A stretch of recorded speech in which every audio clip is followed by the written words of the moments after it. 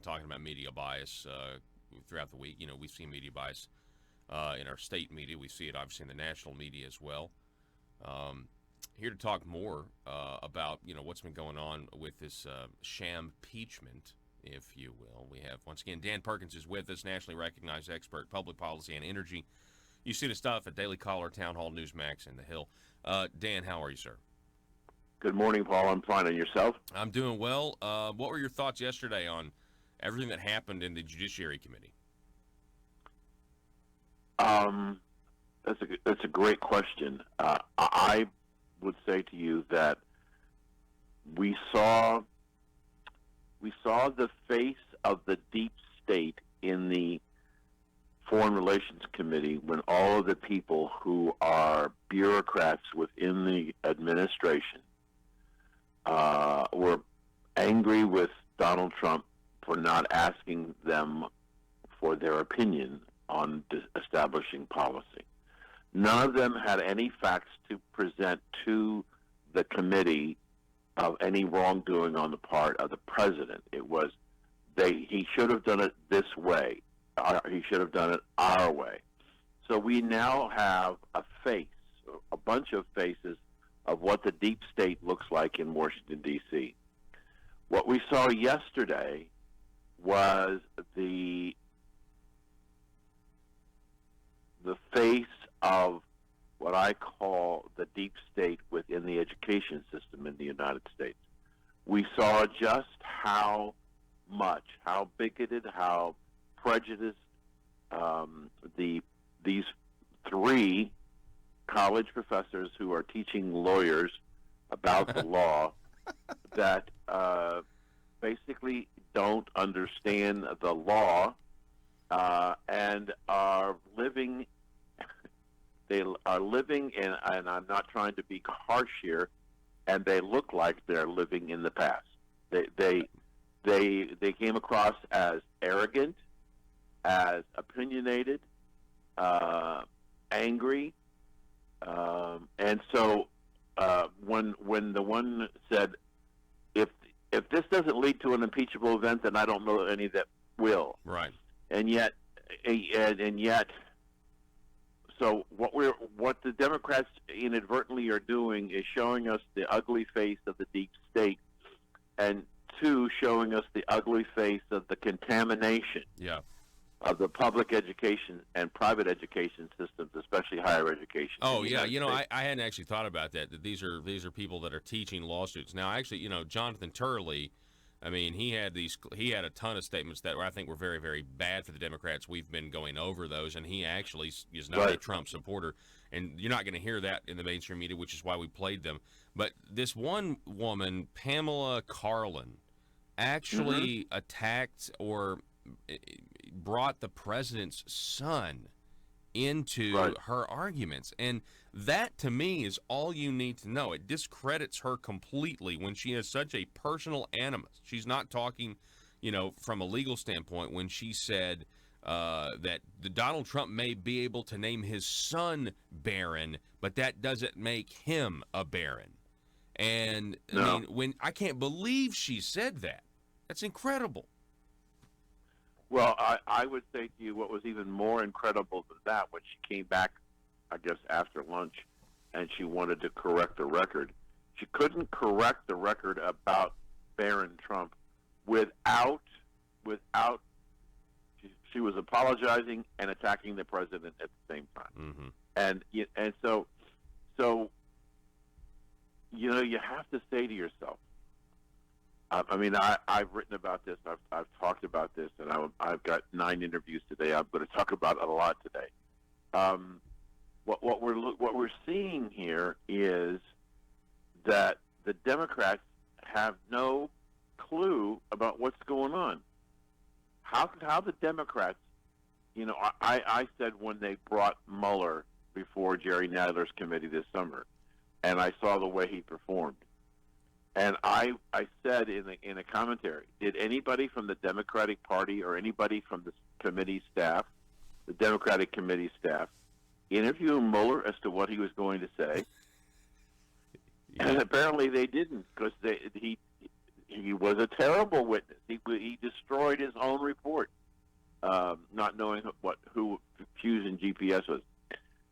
Here we had on the in the Intelligence Committee, it was clear that either the people who were testifying were never briefed by anyone on the staff, or they were briefed on the staff and their own personal arrogance said, "Screw you! I'm going to do what I want to do."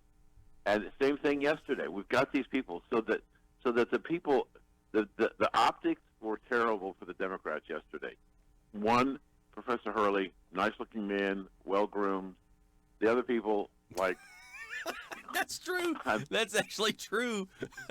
The guy that was speaking the most truth did actually look like, well-kept, and the others not so much. Right. And so nobody coached these people on how to dress. The woman, her hair was absolutely an abomination. It's true. But they were all angry. They were, if the law is supposed to be objective, I mean, so they stacked the deck 3-1, and that didn't go in my opinion, didn't go unnoticed by the American people. 3 Democrats and 1 Republican. Mm-hmm. So the continuation of the bias and the prejudice. What I think is happening, and I said this before the Thanksgiving break, and I wrote a commentary a month and a half ago, that the Democrats need 218 votes to pass this resolution.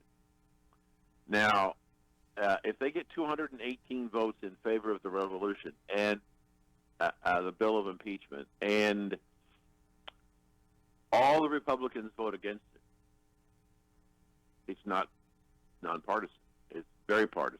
Right. And if we have any Democrats who vote against it going with the Republicans, then it's clearly a bias situation. Yeah. So, but I think that the Senate testimony, when we get to a trial, is going to be dramatically different than what we're seeing out of the House. I also think that when many of the congressmen were back home in their districts over the Thanksgiving holiday, yes, I think they got a real earful of how much of the American people are angry about what's going on. I think one of those was Eric Swalwell, who seems to be now backing kind of off impeachment a little bit in one of his public comments. So I think you're right. Nancy Pelosi's got a press conference later this morning, I think probably around, I think I saw 9 a.m. Eastern time. So she's going to be specifically talking about the status of impeachment. Right. I think she's probably going to try to, kind of save or spin what happened yesterday, because it like you said, I mean, I think it was a disaster for the Democrats. But I want to read this quote. This legal professor who testified yesterday, Pamela Carlin. So she throws Barron Trump under the bus, and then she does come back and apologize. But to your point, Dan, she says, quote, "I want to apologize for what I said earlier about the president's son. It was wrong of me to do that. I wish the president would apologize, obviously, for the things that he's done that's wrong, but I do regret having said that." So she offers an apology and then virtue signals that the president hasn't apologized. I mean, right. She's not credible. Everything else she said, in my opinion, is no longer credible. I agree. And as I said, these people were obviously, to me, they appear that they were not coached. Let me make a point, a commentary that I did recently. Here's what, in my mind, is going to happen. Nancy Pelosi is going to begin to realize that she doesn't have enough votes to pass the impeachment resolution. Okay. She doesn't have the 218. So here's what if I were running the Democratic Party, this would be my strategy. I realize that if I pass this resolution, it goes to the Senate and there'll be a trial, but the Republicans will be in charge, not the Democrats. And you can pretty well guess that the Republicans will call Mr. Schiff, and they'll call some other people, perhaps Hillary and Joe and Hunter Biden and the whistleblower, and all these things will come out in these hearings. The mainstream media is going to be unable to resist the theater, and so they're going to broadcast it. And a lot of Americans who have either didn't pay attention because the ratings have dropped like a rock on the Democratic stuff are going to be engaged in understanding what's going on. So Nancy Pelosi's got to figure out what can she do. She knows if she passes the resolution, there's going to be a trial in the Senate. And all the stuff that she's done so far is going to be unwound when everybody else starts to get called under the power of the Republican Party. So what should be her strategy? I said in the article, she needs to have no vote, because by having no vote, she blocks the trial potential in the Senate. She keeps the bill of impeachment in her pocket, and they talk about it, and they talk about all the stuff that went on up into the campaign and into the general election. If Mr. Trump wins re-election and the Democrats lose control of the House, which I believe they will, in the lame duck session, Nancy Pelosi passes the bill of impeachment, which means that Donald Trump, at the beginning of his second term, will have to face an impeachment trial in the Senate. Wow, that would be quite the scenario. But yeah, I see what you're saying. I definitely agree. If this does make it to the Senate, I think the Democrats have opened up a can of worms. I really do. Because everything is going to be laid bare once the Republicans are in control. Hey, Dan Perkins, right. I appreciate it. It's always great to talk to you, sir. Good luck on the rest of your interviews today, and we always appreciate you coming on. Thank you, sir. It's always a pleasure. All righty. Yes, sir.